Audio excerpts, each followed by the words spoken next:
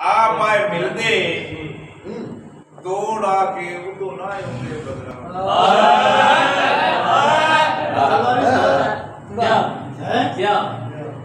जदों आप आए मिलते तोड़ आके उदो ना होंगे बदनाम। अज कखां दे खड़क तो कर नहीं सकते मेरी मां दे काटा। वेला आउंदा वैंदे यार कहते पर कर ना छोड़ गुलामे हमेश तो चढ़ते सूरज नू ते करा नदी। साची बोल सुनाया साची इस अक्षर की नवी गल दस पास नहीं तो मैं बोल दरबार नवी गल सुन नहीं मैं कर वे सुन जदों पढ़ो आप आए मिलदे तोड़ आके उदो नए होंदे बदनाम। अज कखां दे खड़क तो कर नहीं सकते मेरी मां दे काटा।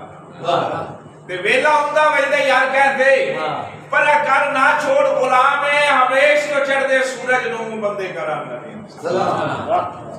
अल्लाह